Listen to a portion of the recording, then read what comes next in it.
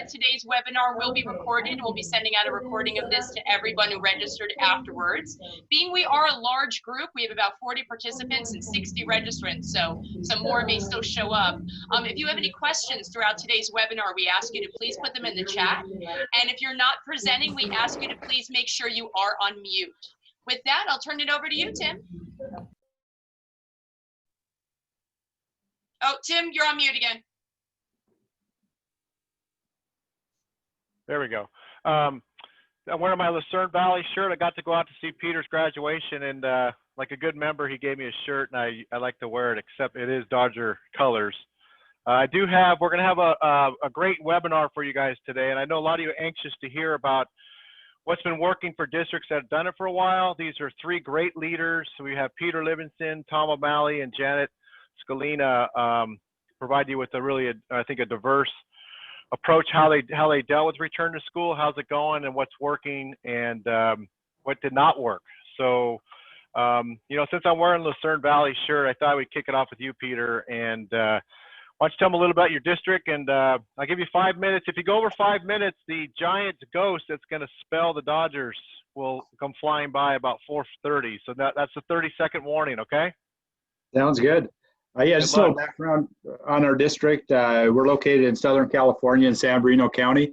Currently, San Bernardino County is still sitting in the purple, for those of us who are aware of the colors and the color coding system, and we have been for a long time, meaning that we're in the most restrictive environment for school reopenings. We have an enrollment of about 860 students with 494 today at our elementary school. And as with the rest of you, probably, we closed last year on Friday, March 13th, reopened for our hybrid waiver at our elementary on August 20th. And we've been doing our waiver at the elementary school since then with 2 cohorts of students at the school, operating with between about 8 and 12 kids in a class at a time. We do a Monday, Tuesday, Thursday, Friday, which works well for us. I'm just going to highlight on what's working well. It allows for a deeper cleaning on Wednesday midweek, and not as deep a cleaning if you're doing an opposite Monday, Tuesday, other cohort, Thursday, Friday. And so that's worked pretty well for us. When we got together to start what we were doing, I think one of the biggest things in dealing with the unions, we have Hario from Toronto is dealing with the crazy union rep in our county. Luckily, I don't have to deal with her. But the big part of it, we developed a reopening committee that looked at our reopening plan, involved our unions, our administration. We had parents on it, so multiple stakeholders involved with it. One recommendation I'd make, and you all may be at this point anyway, but don't let them create the plan. Have a draft plan to start with, and then let them give you the input on it. Because if you don't do it that way, the meeting's just going to take too long. And so we came with a draft plan that we had taken from another district. We didn't create it. And then we made it relevant to what we needed in our realm. And so they were able to go through the plan and have their input and feedback, which, again, I think helped when we got to the negotiations table for doing our reopening MOUs. We're very lucky when you hear stories about what the unions are doing around the state. Another thing that worked for us was we had a clear budget set aside for the reopening. We were lucky enough to have a reserve that we could dip into, understanding that there are going to be one-time costs that are going to be associated with reopening. And then being able to take the feedback, especially the teachers who wanted some things that we didn't initially consider. A couple examples of that were like the HEPA air purifiers, the portable ones we put in classrooms, about $250 to $300 each. And we just did it for the teachers who wanted it and made them feel a lot safer for some of them on the fence. So you need to know that there is going to be a cost to it. I'm assuming that at some point we're going to get money coming from the federal government once they get the next stimulus package passed on top of what we have. So beware, you're going to need to budget it. With our buses, if you all have transportation in small districts that are covering large areas, we initially started with just hourly support for bus aides. They requested that. So we just did extra time with staff. We didn't make them permanent. And then after a week or two, they didn't want them anyway. They saw that there's only 8 to 12 kids on a bus because of the way we're doing it. with half, actually a quarter of our kids, because the middle high school wasn't open at the time. And so they were good after that. They're taking temperatures, hand sanitizers, they get on, and of course, socially distanced on the bus, which has worked pretty well for us. Another thing that worked well was just finding out what the health department wants. I think every county is a little different. Ours is, initially they didn't want to consider our waiver, but then when we pressed on them and said our data is so much different than everywhere else, they were willing to consider it. And so I think something you need to do is, if you don't have it, is request the data from the county to what your area looks like. For us, rural San Bernardino County is not what the big cities are, especially in the high desert where we're very spread out. So that made a difference when we pushed on them to say, look, just consider us, push us up to the state and see what happens. And then it happened that they gave us the waiver, so we were ready to reopen. As far as what worked, surveying our families to see what their needs and wants are is huge. Our waiver was approved actually August 12th. We didn't open until the 20th. We had our teachers talk to the families after the fact to see exactly what they wanted, whether they wanted to stay hybrid or come in hybrid or stay on virtual learning. And we shortened our days so that the teachers could go from 8:30 to 12:30 or 1:30 with kids, and they have the time in the afternoon to check in with other families. So it worked out. And again, allowing them to be part of that process of how we were going to do it helped tremendously. I know I only got 5 minutes, so I'm kind of running through this, but I would just reiterate the communicating and over communicating with families. We initially started it, which I'd kind of recommend, was over the summer, but we started it with my communications from the district office. Superintendent principal, it's hard to delineate it. So, and the principal started delivering the messages because in reality, I think the parents want to hear from the principal. They probably don't want to hear from the superintendent. The principal is the one that they're bringing their kids to every day. So then the principal just started laying out the messages through YouTube, emails, all calls. And the more we put out there, we knew it'd be shared immediately when once we put it out. So we just kept putting it out. And if you don't communicate, they're going to hallucinate. And if they don't know what you're doing and all the precautions you put in place, it's not going to go well. So we just kept putting it out, and we have more and more coming back every week, which is a positive. And I can go into a few more things once we get to what we learned and pieces like that, but I got the San Francisco Giant hat, and I hate the Giants, so on to Tom or Janet. There you go. And Peter, I wrote this in the thing. The three of you, and one thing you should all realize, they're very driven to do what to get the kids back to campus. Peter, you were adamant up to the point where he attempted to sue the governor to get his waiver. They were in court, and so all of a sudden magically it's done. So these people are very driven. These leaders very driven to have their kids back home and back where they were. And once they got there, to keep them safe. So Tom, I got my jacket on. I had to take off that Dodger blue. I got my North State golf from Lake Shastina. So now I'm ready to introduce you. Tom O'Malley has been a key person talking to us throughout this time, Tom, about what's going on up there, including the mental health issues of your kids. But why don't you tell us a little bit about your district and what you've been doing? Thanks, Tim. So Modoc Joint Unified is the very northeastern corner of the state, Alturas being where our schools are. It's the largest community in Modoc County with just over 2,500 people. If we would have had this last week, I'd have told you we've had no cases for about 3 weeks running. We have 8 active cases now, taking us up to 36 total cases. So far, we've got some kids out on quarantine. It hasn't infected the staff at this point. You have 36 kids or 36 in the county? 36 in the county. Oh, okay. Yeah, so not a big issue at this point. Modoc Joint Unified's 850 kids, 102 employees. So our lens going back to March was we really didn't want to close, and in 2020 hindsight, we just stayed open the entire spring if I knew then what I knew now.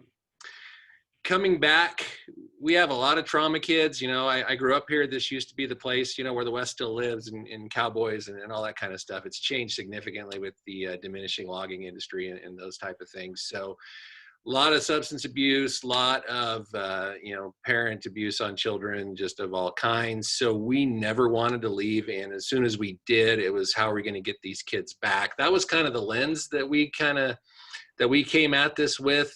The weird thing about Alturas, and again, not knowing where y'all live, our kids just play together all the time. When you have one town, one skate park, one little league field, whatever, our kids are constantly interacting. So this whole concept of cohorting and keeping kids away just doesn't make sense to us, because our kids just mix. That's what they do. So, coming back, we came back on August 19th as scheduled, full day, full classes. If you wanted to be on distance learning, you're more than welcome to, and we'll support you with that.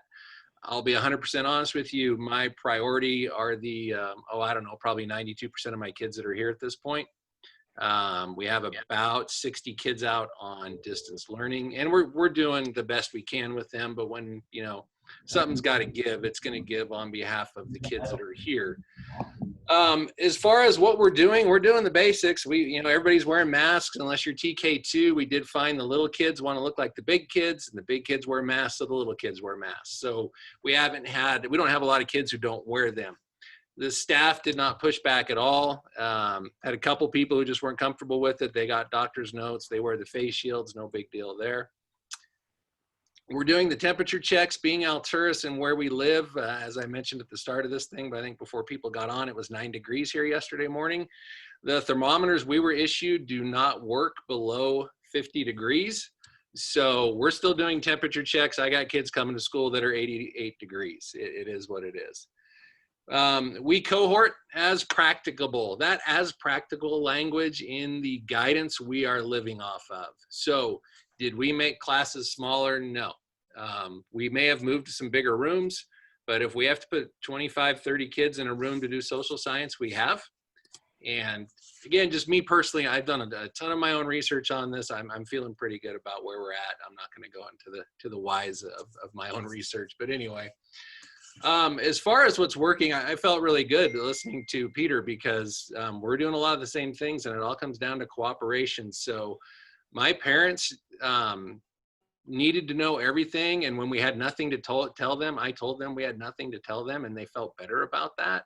It was just, we want to plan, we want to plan, we want to plan. I don't have one because the governor changes it every Friday, going back to how we all were in July and August.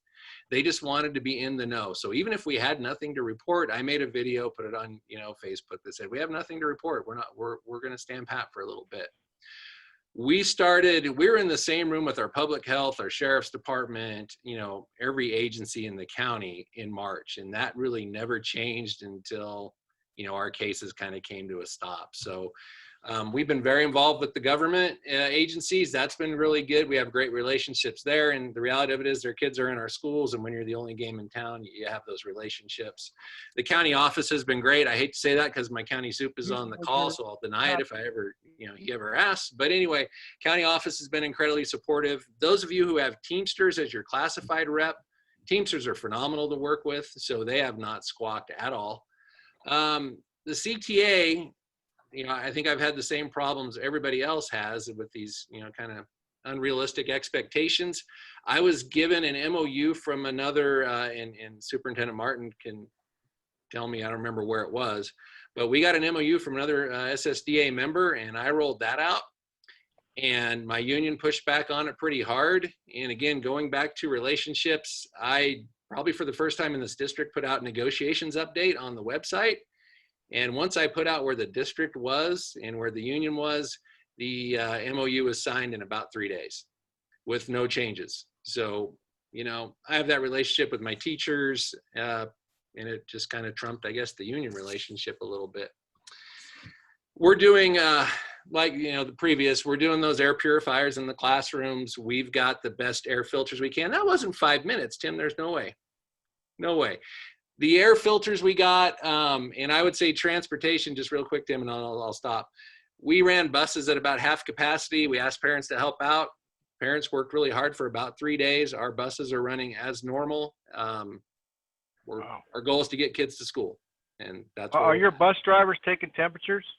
Our bus drivers take temperatures. The first 2 rows behind the bus driver are open, but yes, they take temperatures before kids get on the bus. Wow. In 9-degree weather. In 9-degree weather. Yes, they do. Yeah, and don't worry, you guys, you'll have more time to add some things in. I just wanted to do the 5-minute overview, and then we'll get down to some other stuff. So that was one question. So they are doing that. And real quick, are your students eating lunch in the classroom or cafeteria, Tom? We were trying to do it outside as best we could. Once it got cold, they're now going into the classrooms. If it's a little bit warmer, we'll go back to outside, but for the most part, and we have a very small multi-purpose room cafeteria. We have 3 different grade levels in there throughout the lunch period. So we are kind of intermingling those grade levels at lunch. Okay. But we can't have them freeze to death either. Yeah. Peter, what are you doing for lunch? We do 25% capacity in the cafeteria. Then we set up outdoor picnic tables with, just like you'd see at a restaurant if you're in Southern California, with the tarps over them to protect you from the sun. So we got them split up eating inside and outside. Works pretty well. And so that's how we're doing lunch. Buses, we're doing the temperature checks as well.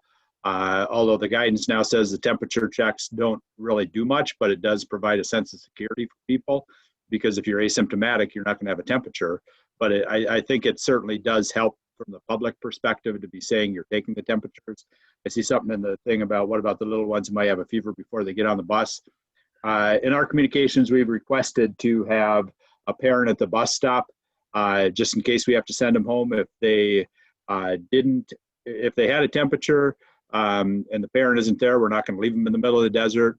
We transport them to school. They all have to wear masks on the bus, and then isolate them once they get to school and get a hold of the parents to pick them up if they continue to have the temperature. Interesting. Yeah, don't leave them in the desert. That's smart. Yeah. Hey, Janet, you're the third hitter, which is the best player on the team. So really looking forward. I told you when Linda Irving reported back out, she was super impressed with the work you're doing there. So looking forward to hearing. And sorry, I don't have a shirt for your district. Maybe I'll get on that. So thanks, Janet, for being here. We're looking forward to hear about your district and what you're doing. Well, it's really nice to be asked to present. Nice Ferry Elementary School District is completely different than the other 2 districts you just heard from. We're a single school LEA, so I want to give a shout out to the superintendent principals out there. There's about 250 of us in the state. So I was on the playground when Tim called, because I'm on the playground all the time. I participated taking the temperatures of the kids every morning with staff. We have 145 students. We're down a little bit. We're at an all-time high last year of 157 kids. So that was very exciting. We've been growing for the last 6 years. This is my 6th year. Maybe like a lot of people, I was hoping I could retire this year. Sadly, it wasn't to be.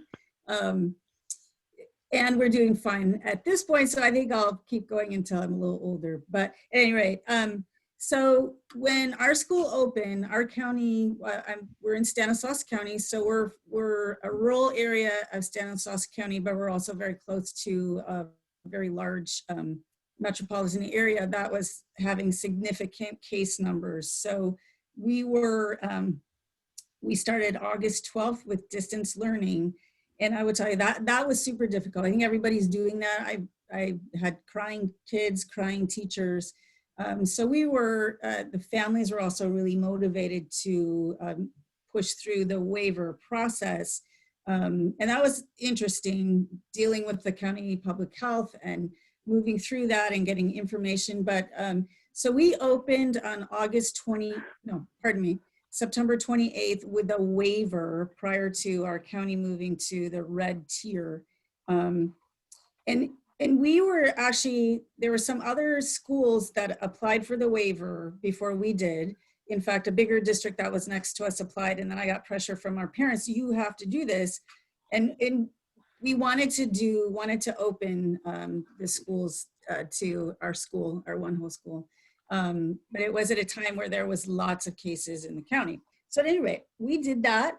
We were the first school in our county. There's 21 schools in Stanislaus County. We're only the second smallest. We're not the smallest, but we were the first school to open. I am blessed with a very cooperative staff. Our teachers are unionized and our classified staff is not. I did not have staff asking for MOUs. I kind of went to them, we need MOU, and they were saying, no, we don't need an MOU. The one thing, if you haven't already started doing a lot of planning, and I'm sure everyone is doing that, we started really with multiple options for school opening back in July. So we were really trying to be ready for whatever contingency we had. I have 2 teachers that serve on my leadership committee, and we really looked at the social distancing and how to make that happen with our school.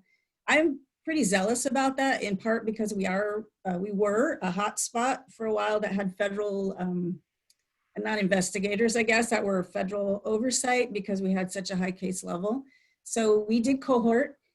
Ultimately, when we opened with 1 day of distance learning, and then we have a Tuesday, Thursday, Wednesday, Friday schedule. And we are bringing our middle school students back tomorrow because we're in red. So our 7th graders are starting tomorrow, and 8th graders are starting on Thursday. And it was such a blessing to have the kids back because at least for my staff, they were carrying a heavy weight trying to do the distance learning via the computer, even giving kids hotspots, even making sure everyone had technology. It's really challenging. And so my teachers, I think, are much relieved. I do have a relatively young staff, so I didn't get pushback about, we don't want to start, we don't want to do this. And we did a lot of planning as well. We met weekly once we did distance learning, like everyone else, starting in March. August 12th, we met every week to troubleshoot our distance learning program and to start looking at the waiver. Again, like both Tom and Peter, lots of communication with the families. We use Class Dojo, which is really easy and simple to get that information out there, kept them appraised of the process. Started doing Zoom conferences with parents about what will it look like when we open. And I think they really appreciated that. And then my board also, I kept the board informed via email and text all summer long. You know, this is happening. We're going to do this. Here's the waiver. You're going to board parents talking to you about the waiver process. And then ultimately, it really has been going quite well. I know staff testing or surveillance testing comes up quite a bit. At the time when we were applying for the waiver, that was a huge question, is how is this county with 21 school districts going to manage surveillance testing? And we were fortunate in that the health department and our superintendent kind of gave us their blessing to use the county's free testing system. And we have there are 3 testing sites in our county that are free. So we were able to do that, and we are going to continue to do that with our staff. That was another area my staff's like, okay, we'll do it. And you know, the surveillance testing. And I know that's possibly changing as well. So that is going well. I think half my staff has been tested and we're all negative. So that's really good. Knock on wood, we have had 0 cases. We started a kindergarten cohort. Our kindergarten class this year is tiny. We have 13 children. So that class has been running for, I think this is 6 weeks. And we try to do the masking, and the little guys our kids don't wear a mask, and we have had some parents say no. Oh, no. Yeah, so it's structure and planning and making sure that you plan and try to look at contingencies, which we did, and just have a lot of faith in your staff. I guess that would be what I would say, since my time is up.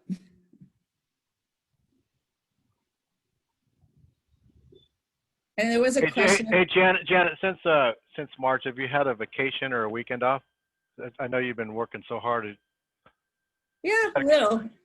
Yeah. I mean, and as school starts, I know you're burning probably 6 days a week with Sunday catch-up day. So thanks for the hard work. I think we're going to bounce to a next question, you guys. And then everyone out there, yeah, here's a question. We'll do a random one. How frequent is your surveillance testing? And you want to grab that one? Yeah, the recommendation of the state is you're testing your staff every 2 months. So it's like half your staff every month is the way they say it. I don't know what's scientific behind that. because if I get tested today and I'm negative, I guess I don't have to get tested again for 2 months. Like I think it was Jan or Tom said, we utilized our county testing clinic, so it wasn't an expense on us. And then hopefully it's being recorded, but it's a recommendation that may change at some point. And so if you've got that staff member who refuses to get tested, I'm not going to battle with them, but we also allow time during the workday to go get tested. If someone says, hey, I want to go get tested at this clinic and they want to take off early, it's like, okay, go, and so we're able to do it that way. And our county health department did allow that within our reopening plan. So that was a positive. I think every county is different. Hearing what Tom talked about with some of his things is a little different than ours. Well, we're a little different. Our county public health has not asked us to do any surveillance testing at this time. Oh, okay. And that was actually one of the criteria of the waivers. And at first that was quite concerning to me, because how are we supposed to do surveillance testing? But the same, we're doing like 2 or 3 staff every week, and I do the free testing site. No one has balked at doing that. So I'm grateful that we were able to do that. Hey, Tom, throw one at you. I like this question. Disinfecting the classrooms, especially at the middle and our lovely high school kids. What's working, and do you disinfect if kids are switching classrooms? So teachers are spraying down desktops after every class. We are going through a lot of product, a lot of rubber gloves, a lot of paper towels. We ran through some issues with bleach-based products and allergies, and those type of things, but our staff is willingly cleaning those desks. Aside from that, we've just asked our custodians to pay extra attention to those, high-touch areas. But that's just it. Yeah. Nothing fancy. Peter, what are you doing at the middle school and high school? It's good to have a couple high school guys on here, by the way. Yeah, well, we haven't reopened those yet. We're doing cohorts in the afternoon under that guidance. And so they're doing their distance learning in the morning. And then we're bringing up to 25% of the population, classes up to 14, 16 total with adults, to come in the afternoons for students who are, quote, at risk. And in our definition of at risk, it's every kid on campus. So every kid was invited to participate in either, it could be a intervention or a auto shop or a hands-on thing or FFA or whatever. But we just wanted to get them reconnected at the middle high school. I'm sure like all of you are dealing with. Of course, we have higher DNF rates than ever, and we need to get the kids reconnected. So we're doing the cohorts in the afternoon under the guidance that was allowed for everyone. So that's what we're doing with ours. Tim, I would tell you one other thing, Tim. With the cleaning and all that and the passing periods, we run late. Our buses run late because of temperatures. We run late because teachers are cleaning classrooms, and that's okay. I don't care about tardies this year. I don't care if teachers are having to run to the restroom because they were cleaning the class. We're running behind, and it's okay. I love it, we kind of do similar. I'm answering the question about CISC, but because we're taking temperatures of kids every morning before they get out, we don't have any tardies this year. Everybody's on time to school. And I made a custodial schedule where the custodian is cleaning the classrooms when the kids go to lunch, and then at the end of the day. And I'm looking at some misters that have like 450 a piece. They're the humidifier misters sort of thing. Right. Which you can do antibacterial, and hopefully, I know many of you are probably more impacted by smoke than we were, but like everyone else, this day we had a lot of bad air quality as well. And also the CISC, what I understood about surveillance testing is if it's, not all of our employees have insurance, so we provide that only for our full-time folks. So CISC covers all your members, but you can purchase the test through CISC for non-members, but there's a cost to that for each test kit. Great, thanks. Hey, let's go back to if you could go back in time, what would you have done differently? Let's start. Janet, you're the lead-off hitter on this one. What would you have done differently as you've learned over the last couple months? I asked my administrative assistant, what would we do differently? I suppose we could cohort less stringently. We have our 6th grade class is 6 kids, but we have some uneven enrollment. So I don't know, knock on wood, it's going well so far. I think I would say our distance learning, when we were completely distance learning, was very ambitious. And I think we almost killed all our teachers and the kids, because we were pushing like, this is a full school day and we're gonna make it like rigorous. So we took that a little too seriously, and we had to back off a little bit in terms of the rigor of our program. So, but right now I can't say it's going well and smoothly, knock on wood. I don't want to invite the jinx, but I don't have a good answer for that, because we're happy at this point. Peter, besides going to court with Mr. Newsom and winning, what else would you have done differently? I think one of the biggest things is to, when you're looking for things, don't necessarily go with the cheapest and request samples. I mean, they're just practical things. It's like before you order, face shields or whatever, unlike you, Tom, our county, we were approved with no mask for K through 2 is only recommended. Now, in the last week, they've said, oh no, it's mandated unless they wear a shield. So now we're trying to find face shields, and we requested a sample before we ordered. And that test shipping, how quickly they'll get it to you, because some of these people say they will get it to you, but they won't. And then you can see the quality of it. We ordered hand sanitizer dispensers to fill with the free hand sanitizer that we got from the state. And, if you're having a bad day, take a shot of it. It's really good. It'll get you through your day. But the hand sanitizers we ordered were from China, and, no offense, but you walk by them and they shoot hand sanitizer out there, the touchless. They're worthless. So we had to get rid of those and go with the ones from our company, Waxy. And they got them out to us. So don't necessarily order the cheapest or the ones who promise. I think an easy test is say, can you send me a sample? And then if they get it to you in 2 to 3 days, obviously they're going to be good for you. If they can't, I'd go with someone else and just keep calling. I mean, we get 100 emails a day from these vendors, and test them is what I would say before you order. So that was a real practical lesson learned, I would say. Good tip. How about you, Tom? Hey, the first thing, I'd like to have stayed open back in March until our first case showed up, which was August. So we never would have closed. That would have been nice. But I think where we're at right now is trying to figure out how to deal with the distance learning and the impact it's having on staff. I wish I would have known how hard it is just to watch a teacher standing there and they're doing their normal day and they've got the Chromebook staring at them, but it's exhausting. It really is. So we're investigating going to a strictly online platform like that Edgenuity or something like that, just to take that pressure off our staff, because they are struggling and it's legit. I didn't buy into it originally, but I do. They're tired. So I guess probably kind of finding that different road for those distance learners. As much as we want them with our people, I just don't know how good that is for our people. And one of those platforms, just to throw in there, although it's been bashed for political reasons, is Excelis. We went with Excelis as that platform, and we were able to get it for $35 a kid for full range. Some of the others were up to $600 to $700 when we started exploring. And because we were new to using them, they gave it to us for $35 this year. And I think it's great. You read what happened in Hawaii and around the country, where they have a couple lessons here and there that they think are politically offensive, and they're taking a beating over it. But it is a pretty good program, so you might want to look at them and give them a call if you're looking at that. Great. Corey, were there any other questions I missed on there? I think. No, Yeah. looks like we've been answering. I thought everything. the one where it starts out you guys in cohort and then combines into a larger class. And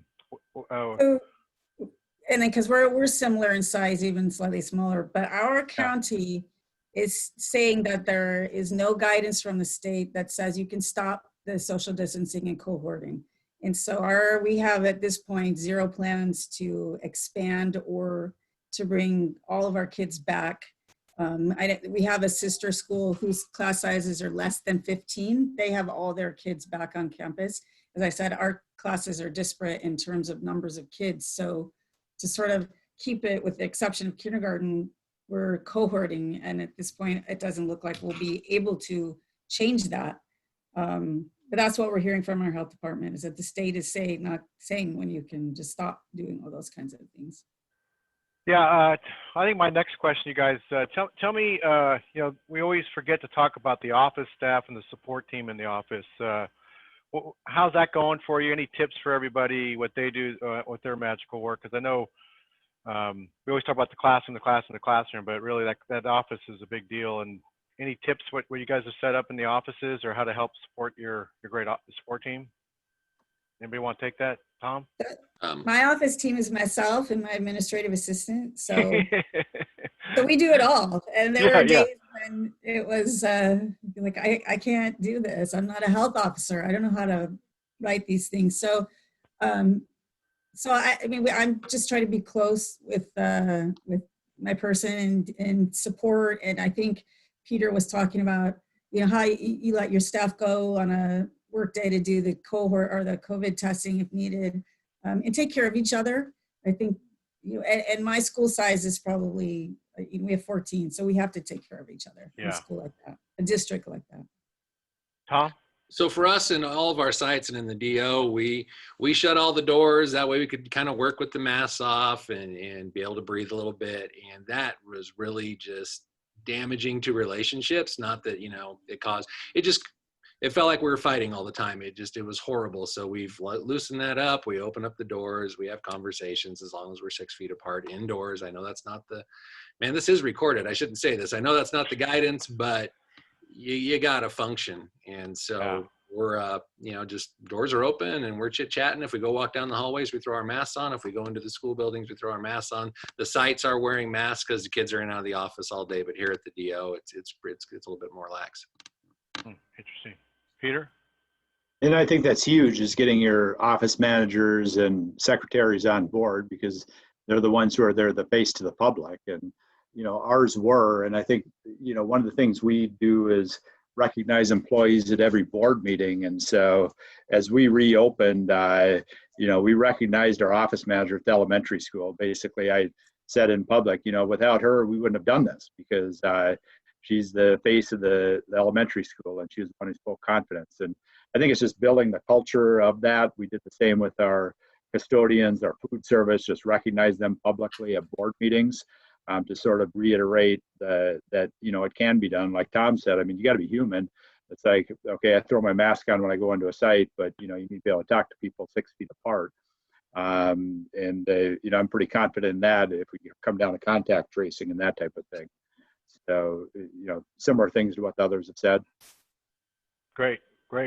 I think my next question, and you guys can take it. I think we've seen some pretty innovative things happen in education since March. Any takeaways you guys have, what you think you'll probably continue to do once the vaccine and maybe the air clears for COVID? Are you going to business as usual, or what have you learned to you think you're going to take forward? I think I'll jump in on that one first, but keeping some sort of a hybrid type distance learning thing going, where kids can use a platform like Excelis to do their work, and maybe come in here and there to take a class, an auto shop, but be on that virtual academy type thing, so they could work to support their family too.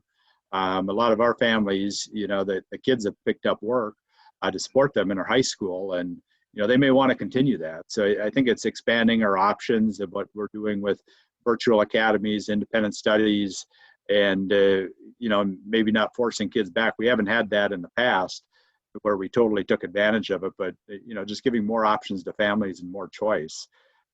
That's one of the things we're really looking at. Tom, Janet, go ahead.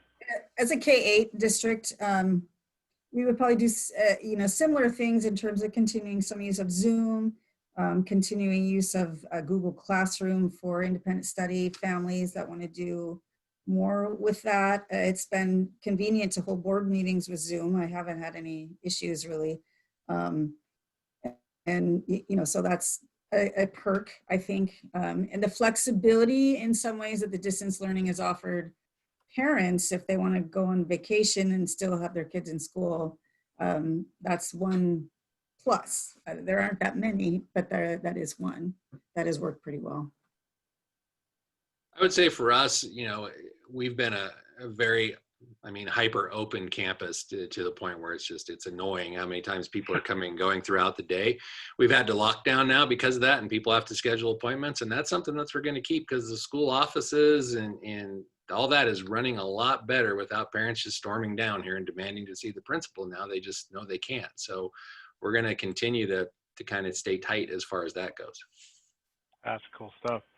Well, let's do one takeaway. I want to do one to start out on a social note. Susan Keeler's from Dunsmuir. So when you go up I-5, you always want to stop at Yak's, the famous restaurant there, but they're closed on Tuesday, Wednesday, Susan, and I'm filing a grievance against the town council. That is ridiculous. I was up there on Tuesday, Wednesday, it was closed. It killed me. I think you actually don't know when they're closed. It's a small town, right? True Yeah. for most small town restaurants, yeah. Yeah, the cook's got a hangover. We can't stay But open. there's a whole lot of other good restaurants in Dunsmuir, so Yak's isn't the only game in the town. That's true. That's true. Good to see you, by the way. Hey, let's do a takeaway. Anything? Well, we got a couple questions here. Let's see. Oh, yeah. This is one. I don't think you guys did, but some districts are requiring, and even countywide are requiring liability insurance implications or waivers to come back to school. Did you guys look into that, or No. what did you guys do? Tom didn't do that? No. We only did that for when we were doing distance learning and we had staff children on campus, so they had to sign a disclaimer or a waiver that their child got COVID, they wouldn't sue. But otherwise, no, we haven't done anything. We talked with our risk management JPA here, and they just mentioned the more you can put in writing through protocols and communicate with your public and your staff, the safer you'll be, because anyone will sue anybody. And whether they've signed something or not, they will. But if you have put out information repeatedly, however it may be, in writing, through the YouTube videos, all of that, of what you're supposed to be doing, the more you'll be protected if it ends up in court, because obviously the state did not pass that hold harmless language for schools. So you just want to be communicating it so that you can go back and say, no, we did have these protocols in place, and we were more or less reassured that as long as you've done all of those in good faith, that you wouldn't have so much to be worried about. This is almost over. I'm muted. Oh, I didn't get that, Corey. I didn't hear that. Linda has a great shout out to everybody. Does anybody have any sample COVID letters you could send us or Corey or put on the chat? Probably send them to Corey. We'll post them up on our website for you. But Tom, you said you kind of had a couple of brushes with COVID on campus. You have some letters that you shot out to the community and. No, we just had it in town. We haven't had any on the campus yet. Not on campus, yeah. I think if anybody's got some, that'd be great. It's good to have those in your back pocket, because usually when something hits, it's a little too late. Yeah, we haven't had any cases yet to send them out yet either. So one thing we've had is, some of our more nervous staff is wondering, how are they going to know when someone gets it? And so we just sent out county guidance. I sent it to our staff. But even once you reopen, and we have a staff that's fully, honestly, 85% on board. The other 15, they're still supportive.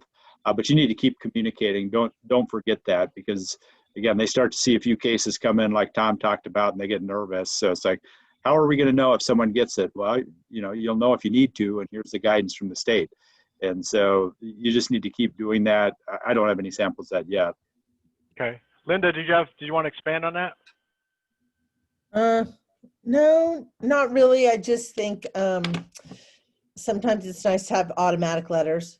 Like, we've had a positive case, blah, blah, blah, blah. I've noticed with emergencies. So if Parent came on campus. So yeah, that's good. That's good stuff. Yeah, it looks like Nicole Baker's got some for us. So if anybody else does, please get back to Corey and we'll shoot it out to you guys. Hey, Terry, like your hat. How's Tulare County? It's good. It's beach day today, so I'm deciding to be yacht beach day. Yacht beach day. Yeah, yacht beach day. Yeah. Oh, yeah. I don't think there's not that. Yacht club beach day. Yeah. In Tulare County, they have yachts. Mm-hmm. Okay, that's good. Hey, one takeaway? Any nugget you want to give everybody out the door? I know anything wrong with your, I think your idea of constant communicating, especially to the board, keeps everything at ease. But any other golden nuggets for you want to share, and we'll hit the road. There's some good letters that we got some letters from Renee McBride. Thank you, Renee. For me, Tim, and it's what I've told you guys before. We went about 4 or 5 weeks before the mental health kind of wagon just blew up on us, and we had legitimate suicidal kids. We 5151. It just went crazy. It's lightening up a little bit, but this has been going on for probably 5-6 weeks now of just some very intense, traumatic issues that kids are all of a sudden, it's either hitting them now or they're divulging it to us now or whatever. So that's our experience. And I would just tell everybody to when you get all your kids back, be ready. Cause for us, it was 4 to 5 weeks. And then we've seen things we've never seen before to the magnitude and the quantity. So just be ready to take care of your kids.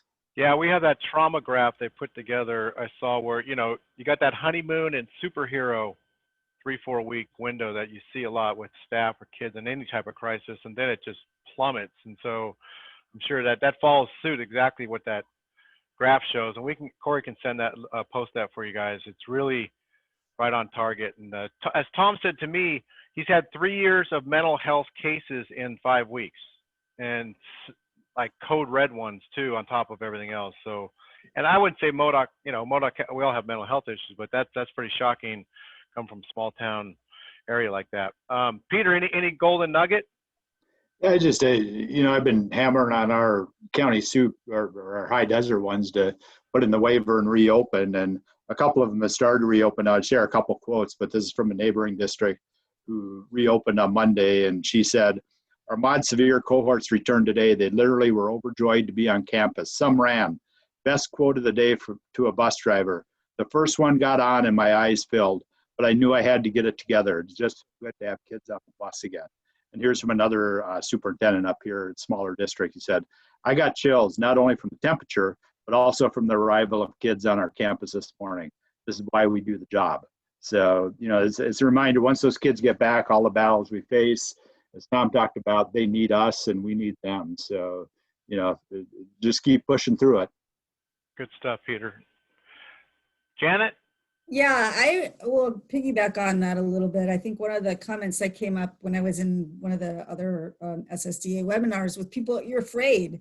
It's scary to take the responsibility dealing with this pandemic and opening and bringing your kids on campus and your staff mixing. But the weight that the teachers carried during that distance learning was lifted, and just you can see it in their faces. You can see it in the kids, and so it is scary, but to move forward, that's what all of us in education need. We need the children. And so it does make a difference when you have the kids, make a difference for the kids, their families, and for the staff. So it's really positive. You gotta have a good, strong plan, and that's really good. Yeah, and I appreciate your guys' courage to go for waivers, to push things forward, and be a role model for the rest of us. We're all a little nervous about doing this type of stuff, and we know every area is different, every public health officer is different. But thanks for stepping up and being a leader in this area. Really, really powerful stuff. So, hey, I have nothing else to add. Corey, was there anything I missed? I do want to say, as Corey comes on, we ran a executive assistant academy on Friday with about 78 of the small district EAs, and you guys know how golden they are. We spoiled them with some raffles and some good times, and I'm gonna give them some of my artwork. But we really learned a lot. They got a lot of good stuff at it. If you have more needs like that for your support staff, whatever, we can do workshops with the maintenance team or counselors, whatever you want. I know you guys have a plethora of counselors in these small districts, but whatever you need, let us know. They really enjoyed seeing each other, breaking into small groups, and talking about you guys. Scott, they love talking about you, man. No, I just think that your EAs need a little bit of networking, and I think some others do. So if you have ideas, please send it to Corey, and we will offer other type of job-specific networking and training. They really enjoyed seeing each other from out the state, meeting each other, and kind of hopefully getting some new friends. Peter put his cell phone on there. If you guys have further questions for them, it'd be great. So from Imperial County, where Ms. Rodriguez is at, all the way up north, thanks for being here today. And please email us if you guys need anything. We're here to help. And have a good day. Take care. Good luck, everyone. Go Tampa Thank you very Bay. much. Have a great day, everyone. Thank you. Bye. Bye-bye.